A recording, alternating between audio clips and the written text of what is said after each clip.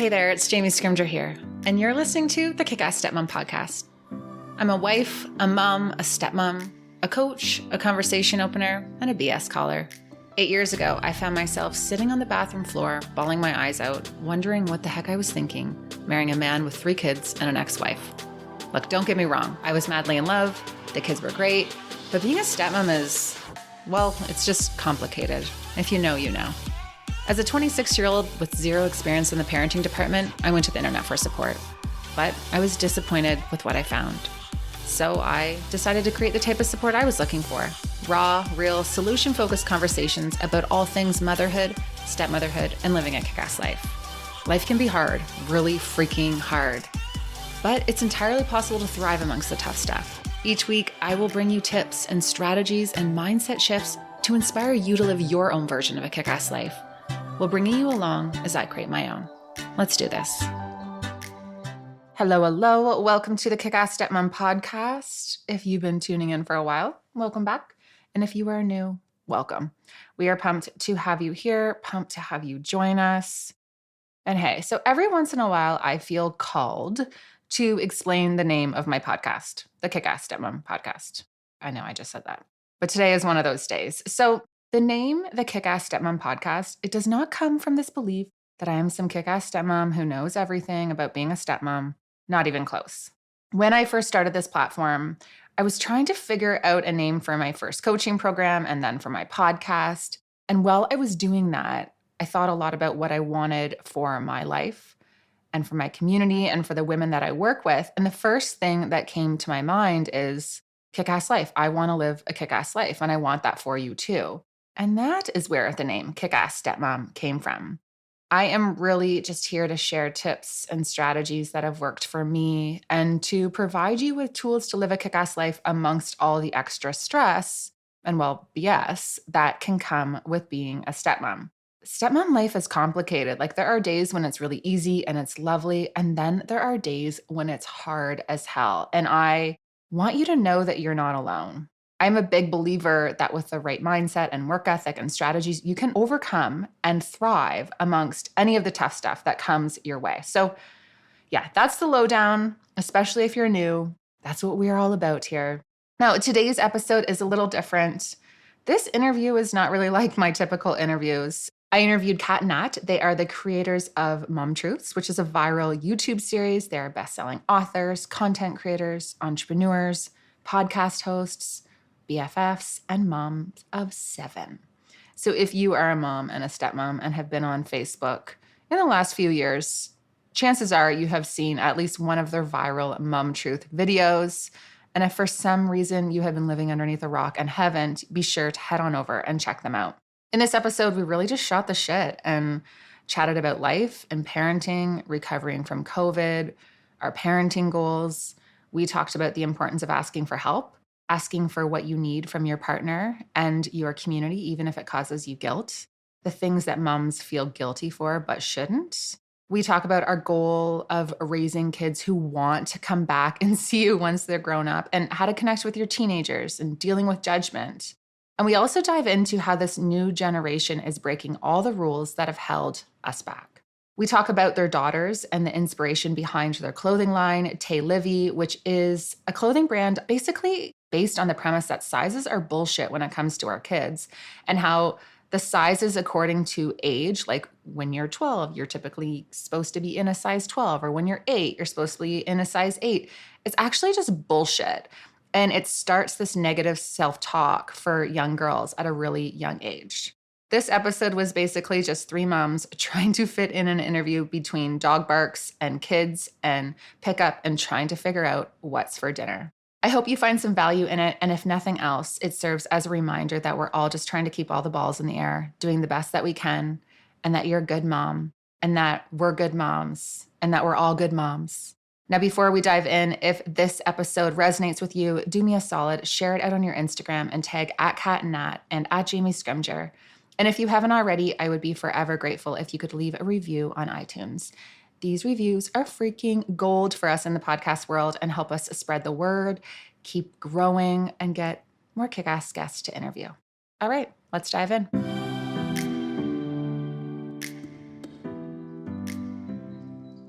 So how are you guys? Welcome to the podcast. Thank you for having us, Jamie. Thank you. You know what? You guys were one of my first guests on the podcast, I think, when I first started a couple of years ago. So it is good. I think it was How to Live a Go Fuck Yourself Life was the title of it. So Oh, that sounds appropriate. And we're still doing that. you are still doing that. So how is life for you guys right now? Like, we're in Ontario, pandemic is like here but gone. Like, kids are back to school. Like, what's going on over there? Do you want to know honestly? I'll tell you honestly. We're like now, I feel like through a really bad time. I feel like it's been a mountain and the mountain never ended. I don't know how many moms like felt just like, is this my life? Like, I don't want this life. This is a terrible life. And then I feel like year two, after we came back from traveling, it was like a new energy had come in. Like a new, like I feel like a new focus, a new energy, don't you think, Nat? Like everything just kind of like, Since we got back from Florida? yeah, Oh, yeah. like clear our shit out in order to make room for like, okay, let's stop feeling sorry for ourselves and get the fuck on with life and begin to, really refocus. I feel like we're in a refocusing mood right now. I feel like we're like, Yeah. And we're doing a good job. us. Yes. I think we're doing I feel like there's a new energy. I said, when we were on tour recently before this last shutdown, a lot of people said, you got me through the pandemic. And I was like, I thought we were like, I didn't even enjoy our content during the pandemic. Like, I thought, like, if I had to watch myself make another meal, I was going to vomit. Like, I'm like, we're so boring. Like, we're not even funny. Like, we're not laughing. We look like losers. We're like, not even like ourselves. You know what I mean? Like, Kat's like, she'd be like doing Insta story. She's like, it has come to me doing an Insta story about cooking, which is normal for me because I love to cook and I love to be in the kitchen. But Kat doing a cooking segment or stories would be like me lifting weights. Like it has come to a bad place if we're storing about that stuff. I also feel like we've been playing around for 2 years because we've been waiting. So we've been waiting for things to change. We've been waiting for things to open. We've been waiting for waiting. Does that make sense? Like, Because there was the pandemic and then we went back to normal here in Ontario. So you traveled and did tour in the middle of that, right? You got out in the middle. we've been traveling since summer of 2021. Right. So you guys have been able to do that.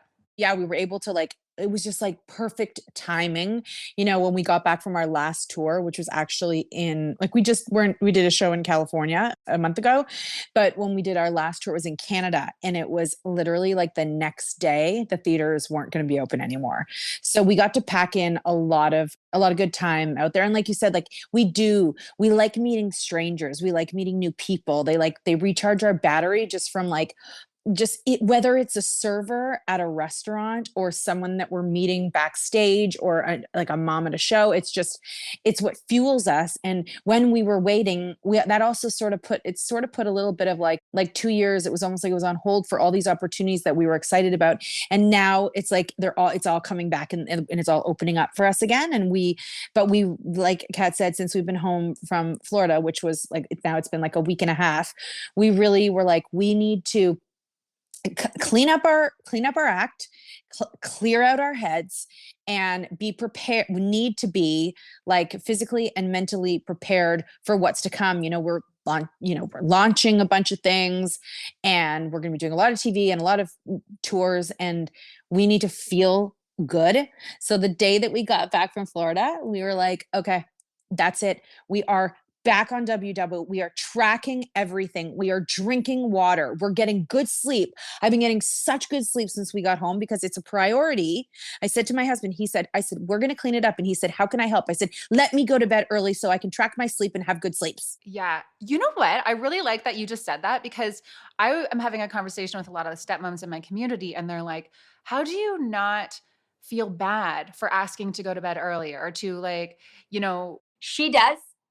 I don't. I was a little confused because I don't feel bad at all ever for doing anything for myself. I don't know.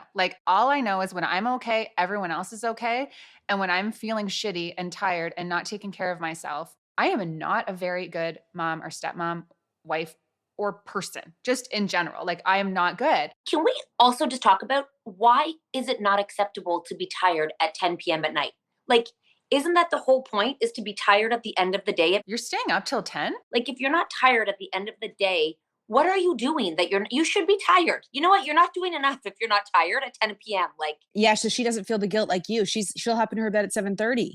I'm like, I mean, I don't know if who's listening out there, but obviously these people brought this conversation up to Jamie, then other people feel the same way. I literally had to ask him to let me go to bed because I feel like our kids are going to bed later and he wants time with me and I just want to go to bed and he's insulted. Okay, yeah. Can we dive into this? Because that's what they're feeling. They're saying that their partners are feeling upset and insulted, and that's why they feel guilty about going to bed early. Oh, I just don't. I just don't feel like at 7:30, there is nothing I need to do after dinner, ever, unless it's wine. Like, honestly, I don't feel like that's when any of my jobs happen. So I don't feel guilty for doing that, but you do. I don't want to, but I feel the pressure from him wanting to hang out. And I hate that feeling because I mean, if I think to myself, if I lived alone. And that's like, if I stay awake till, because they go to bed, Jamie, at like midnight. Like, it's not even a reasonable time. They hang out for so long. And I'm like, you're going to just eat because it's there and you're not even hungry. You're going to drink because it's what you do. And I was like, I said to her, I'm like, this is like a time in our lives where it's like, we have done enough of this, like giving, going. And I'm like, I think I'm done. I think I'm done. Like, I really, even like exercising, doing all the things, it becomes, you kind of hit a point where it becomes for different reasons. And for a long time when you're younger, it's vanity, right? You do this whole thing because you're like, I should, or I want to. For some, it's mental health or whatever. But I think when you get to a certain point, it's like, this is what I'm going to do for me, for my life, so I feel better. And you can't really run from your age when you get there because, listen, fucking cheese is terrible for some of us after 35. It's terrible. Like, you know what I mean? And you don't realize these things until you begin to focus on it. And if you don't have time to focus on how you're doing or feeling or sleeping, then you're just going to feel like shit. Like, I don't want to live on caffeine and sugar for the rest of my life. I don't want to. I don't think that's not the solution to how we live. The solution is taking moments to make a meal and to go to bed early because you want to and feel better in the morning, you know? Yeah. And that makes you better to hang out with your partner, right? Like, you're in a better space to hang out with them. So when he said that to you, what did you say? Like, like you're like, I just need to go to bed early. Did he feel offended? Or was he like, I'm here to support? He was kind of hoping that if I wanted to like clean things up and feel really good, and he said, how can I help? I think he would have preferred I said, we could go on runs together, but that's not what I said. How can I help? Like, it would have had something to do with physical activity for sure. And because he's got his own trainer. He works out every morning. He thinks that's great. I totally get that. That's his thing. But even if I'm going to start doing any, I do walks now, but if I'm going to introduce more, I'm just going to do it with Kat. I'm not going to do it with you, babe. Anyways, was he offended? I don't know. I didn't look at his eyes long enough to look for the judgment. And I have been going to bed. And I did say to him, after the first week, I'm like, it's been a week of us, like following our program and doing a good job. And I want you to know that I feel good. And I appreciate you not making me feel bad for going to bed. Yeah. And that's a really good tactic. Even after a week, he's probably seeing you're showing up better, you're happier, you're healthier, like all the things. And so that trickles into your family. Now, you guys are really big on it takes a village parenting. So that's just, you have no problem asking for help. Like, you are supporting each other. Can you talk about, the mindset behind that? Because again, that's another thing that a lot of moms and stepmoms feel guilty for, is like asking for help, taking time for yourself, like all of the things we know we need to do. There's still this mom guilt around it. And I'm like, what's happening? I'm going to let Kat answer this, but I'm just going to say we were not always good at this. I think it's the nature of where we live and what we live in, which is North America. And I think that we apologize for asking for help, and we apologize for having help, paying for help. I think we are seen as less like, oh, they're, way back when we were told, oh, they're not real moms because they have help. And I was like, we travel, we have to have, like, we need to have help, or they're not real moms because they don't do the laundry, or they're not, this whole thing of what a real mom is supposed to be is so interesting to me. And I think that when you begin to not apologize for, needing help or asking for help, this weekend I was like, Nat, I have to go to soccer. Can you take Chloe? Like it's constantly asking. And I wasn't like, I'm so sorry to ask you this. I was just like, she, is that cool? And she's like, oh my God, obviously drop her off. And I think that it's just this notion of, you know, taking this thing that you're a better mom because you do it all. It's not true. Like, you're not a better mom because you do everything and you're there every night and you're the only one that puts them to bed, and listen, you're a great mom if you do that, but you're not a better mom than I am when I travel. There's no such thing as a better mom. And I think that it took us a long time to realize that having more people in their life to love them and to help you is only beneficial for everybody. And, in 15 years, I hope there's no such thing as the nuclear family anymore in terms of like this mom. I hope that there's an abundance of love of people who love their children, and whether that's co-parents or step parents or bonus parents or aunts or both of our moms are very involved in our children's lives. And that's acceptable. That's good because it's my mom. You know what I mean? So I'm just hopeful that the village is seen as like empowering, and it's not asking for help. It's just something that we all do to help each other. And, the best way I see it is carpooling. And I see so many moms think of it as carpooling, and, do it when you're younger. Like, carpool as much as you can from when they're newborns. And I don't mean literally put your kid in the carpool, but share the load. If you can afford help and need it, my marriage is better because I have people who clean my house. My marriage is because we don't fight all weekend about me wanting to do something and him wanting a clean house. You know what I mean? So you have to really just be like, fuck the jet. Like, I think we hid that we had someone clean the house. She comes once a week I think his parents don't even know still. Possibly. You know what I mean? Like, Then I won't show this clip. No, I'm just joking. no, I don't care, because I'm just like, it's probably to some seen as like, oh, to some, like, you're home, why can't you clean the house, Yeah. Well, we actually have this wonderful woman named Kim who works for us, and she has been with me since Reese was like 4 months old and I was drowning. And she will do our dry cleaning, or if I need to like return something to the post office, she, like, on her lunch when she comes and cleans, she's like, hey, do you want me to go run and do any errands? I'm like, 100% I do. Can you please take this to the post office? Can you do this? Can you do that? And I look at it too as a working mom. I know what my time is worth an hour, and I know what my time with my children is worth. And so if I can delegate that out and continue to grow and do the thing that I need to do, I actually don't think there's any shame in that. I think it's Agreed. smart math. Agreed. It really just makes sense. But, women are mean. But even if you're not a working mom and you still it's not your forte, and that's what you need to help you in your mental load. I really think we underestimate the mental load of motherhood and womanhood. And just because you're not physically cleaning the house, it doesn't mean you're not doing the ortho class list, class presence, doing like driving, scheduling, who's got to go where, teacher parenting training. What if your child needs extra help? Like, it's never ending. It's never ending. Like, Nat and I got dinner done today together. Like, we know what we're making. We knew what we were making at 10 o'clock, burgers and hot dogs. And we were like, feels so good to know what we're making for dinner at 12. We went and got the meat. Like, but the mental load of knowing what was done for dinner was like a deep sigh of relief. Oh, 100%. And when I go back to like, how much is your time worth? How much is your mental health worth too? Right? Like that you put a value on that too. Like, if you can pay someone $20 or $15 to help you out, and they're so excited to have that work too, everyone is winning here. I don't think there's any shame in that. But you guys are super. No, I mean, it's definitely a privilege. Like, we can talk about access to privilege 100%, but it is a mutually paid job. And if they, if it's it's amazing if you can access that, and it is something that allows you to work and do the things. Yes, that is asking for help in the village is not just other moms.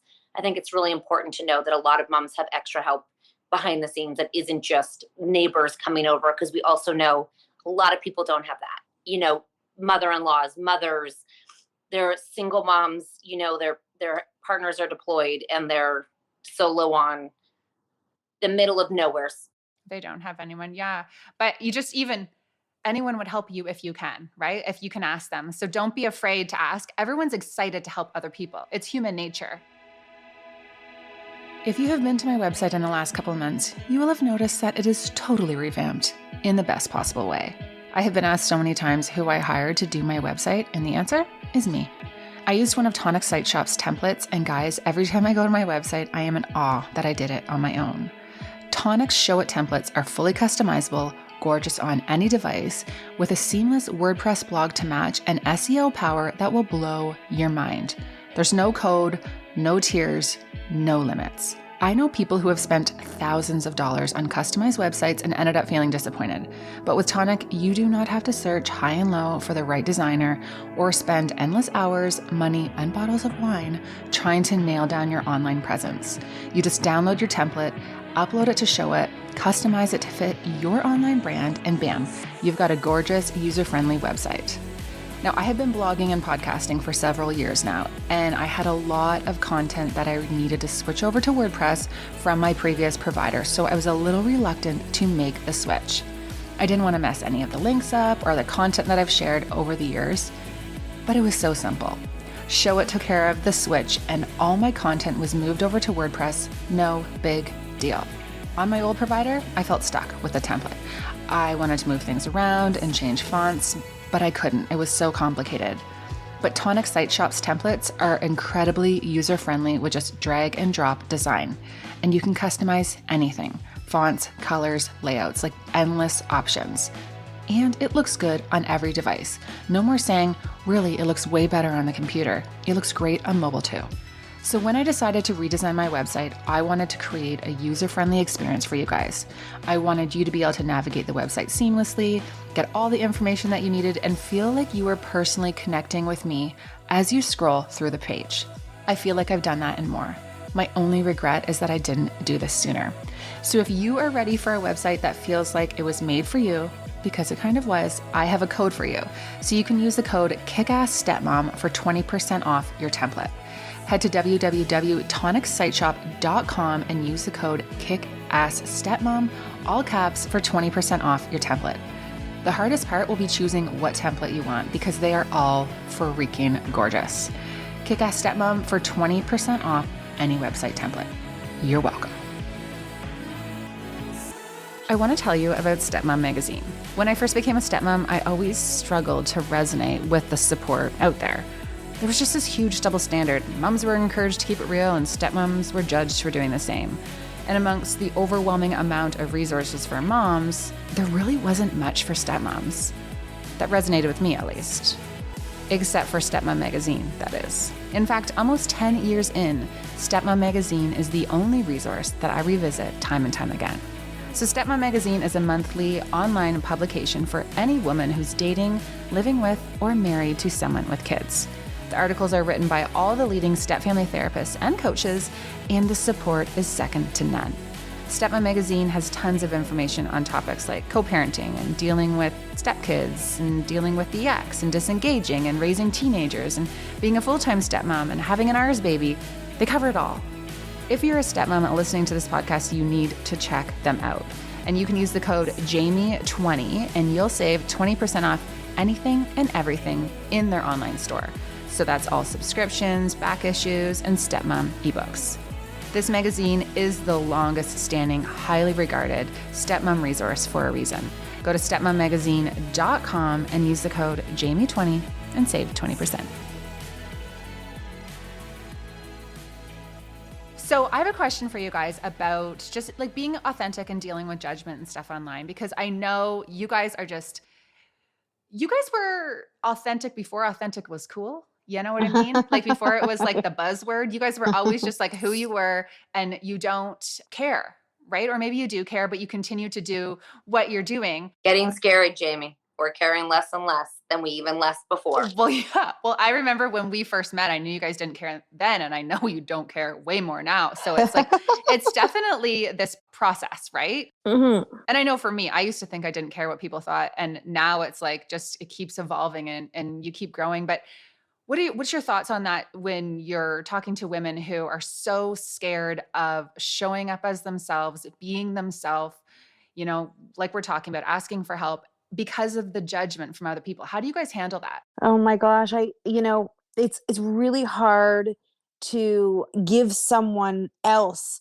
the confidence in themselves because it's something that confidence is something you have to work on and earn, and it takes a long time. But if you have confidence in yourself that you're doing a good job and the best that you can, and like someone could never say to me, you're not a good mom, because I'm doing the best that I can and I think I'm good at it. So I'm confident in that job that if somebody were to try and hurt me with a comment, I can't feel it because I know my situation better. And then the other thing, and we're trying to teach our children this too, is like the only people that really matter are yourself and like the circle around you and what their opinion is. And hopefully you've surrounded. And they're going to judge you too, by the way. Like, the people around you will even, like, we know a lot of people who won't share things because, their mom's watching, or their dad, or their father-in-law, or whoever. But hopefully you have a circle of people, and maybe it's not your mom because she does judge you, but it's other people that you can bounce ideas off of and that you care what they think. But you have to decide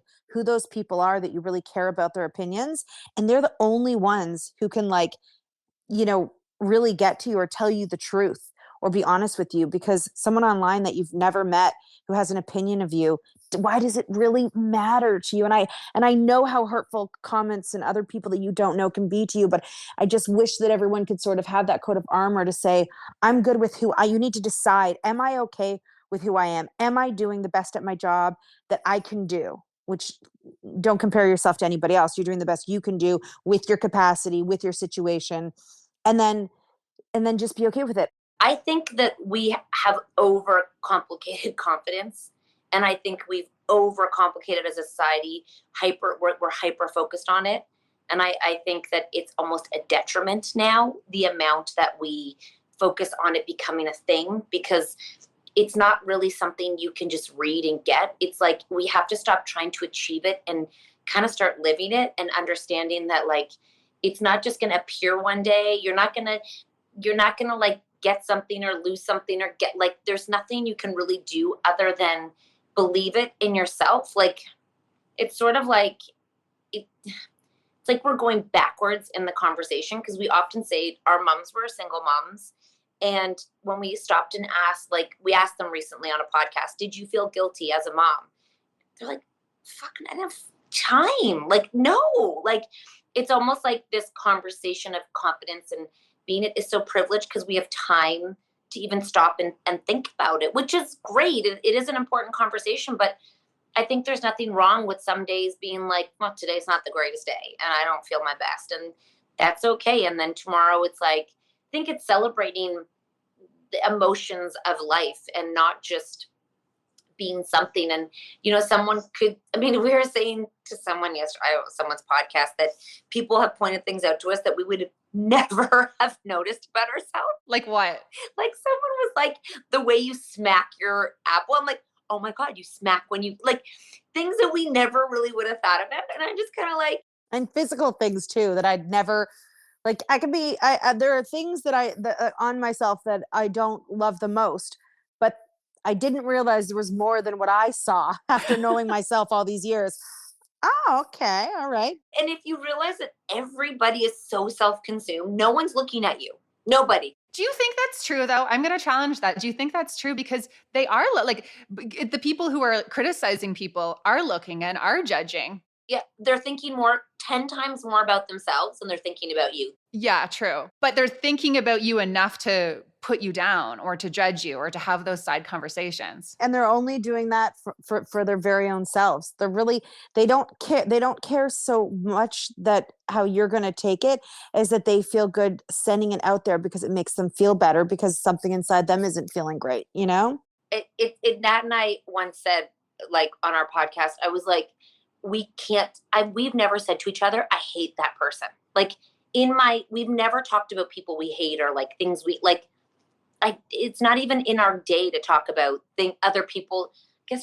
I just guess that it's just a new way of people communicating, and it's unfortunate, but it could, it's like, why waste time on that? Like, why waste, there's not enough time in the day to waste time on people who choose to hate you. Cool. Hate me. All right, let's move on, you know? For sure. And I think for those people too, they're struggling, right? There's obviously something that is deep, and it's easier for them to focus on things that are maybe wrong with someone else than the stuff that they feel like they should be changing in themselves. And that's super uncomfortable. Like when you're really diving into like your own growth and your own change, it can get really, really uncomfortable. So I always try to bring it back to that. Now, you talked about your kids. So I would love to talk about just the relationship that you guys are really focused on building with your children. So you had this quote, I was going through your Instagram, like catching up before the pod. You had said something that it was posting your two oldest girls. So thankful that these two still want to be around us. We still want to spend time with us. To all the mamas with babies and wonder what's coming, the best is yet to come. So teenagers and pre-teenagers, like they can be, it's a thing, right? Like it can be a challenging time. What's your advice to moms and stepmoms who are trying to create and cultivate this type of relationship with their teens? You're so close to your teens too, right? Yeah, like like they still kind of grunt and want to hang out in their rooms and like do their things, but yeah, we all like they don't hate us, so I think we're good. I mean, listen, our girls are super young, so I think that we're really young in the process of them being 12 and 13 years old. And I think that we have a cool job, which helps a lot because they can relate to us in a way that a lot of people can't relate to their parents' work or what they do, or they're kind of just these. The way that they see us too is that we're interested in things that they're interested in, which often doesn't happen with parents and teenagers, but they know that they care about Snapchat, they care about Instagram, they care about TikTok, and so do we. And so we can have these conversations because we have that in common. And it doesn't have to be social media, although for a lot of teenagers, their world kind of revolves around it. But just to have things that you act like you actually take interest in something that interests them. And I remember when my kids were babies and they would, they were little and they'd want to play. And I would always say, like, I'm not a kid, so I'm not interested in playing with those toys. Like play with another kid in this house, but I don't like playing games. I don't like playing toys. I've matured out of that. We related less to our kids younger than we do when they're older. Yeah, I agree. I'm the same. Now that they're older, I feel like they talk about the same like things and issues, the things they learn in school is the things that's on the news, the things that are trending on the internet are things that we know about too. So it's easy for us. I think our generation is changing. Like, I think our generation, as we sit here all right now, is going to parent differently because of access to their world and vice versa. And I feel like if you aren't afraid of it, it really is just commonalities, listening to them, being part of their world, and not just parenting them in terms of like seeing them as people rather than just always like, no, yes, you can do this, no, and feeding them. But I think giving them some individuality, like an actual tools would be, share TikTok, share like send TikToks to each other, or my daughter loves golden retrievers. You have one. So I send her videos on TikTok of that. Like, I just think it's just getting to know them as people, like individuals. And I think there's a big shift there too, right? And because for the longest time, like I think when I grew up, it was like, this is what you need to do to be successful. This is the stuff that you need to do, like go to university, then you get a job, and then you get married and all the things. And it was like, your parents knew better than you. So this is how you need to do it. Like, you respect us. These are our rules. We are the boss. I think there's a big shift being like, who are you outside of this? My stepson has challenged us so much in the last like a couple of years about what we thought was best for him, as if we knew what was best for him. It was a huge shift in us in terms of our parenting, because Darren and I both just loved university so much. Like, we were those people. We're still those people who talk like we were in university last year still. And Darren's 13 years older than me. So we are those parents. That's not his jam. And it blew our mind that he did not want to go to university. Like, my husband lost sleep over it. He just could not, he's thinking about all the doors that are closing and like all the things that he thought was right for him. And, you know, we got to the point where we're like, no, this is his life. Like he gets to decide what he likes. He decides what's best for him. Like our path is not his path. And learning who they are on their own, as opposed to what we think they should be, is actually really exciting when you take that pressure off and you change that mindset.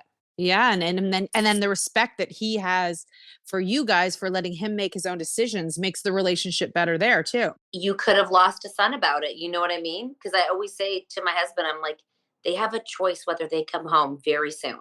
You know, they once they step foot out of this door, they no longer have to come home. And I never want them to feel like they have to come home. I want them to want to come home. How old is that son, Jamie? He is turning 18 in a couple months. So does he graduate high school this year? He graduates high school this year. Yeah. What's his plan? He wants to do an apprenticeship, which is like he wants to be an electrician. Like it's He great. has a plan. He has a plan. That's the right? best.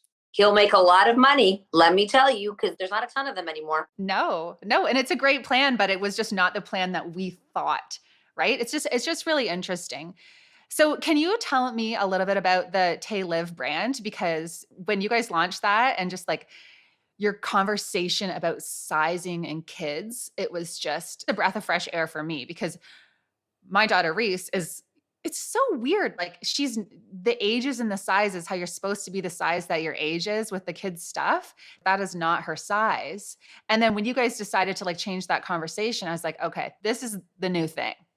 Well, first of all, I mean, it's funny. Our daughters outgrew the Gap long before. I mean, you could still get things at the Gap that said like 16.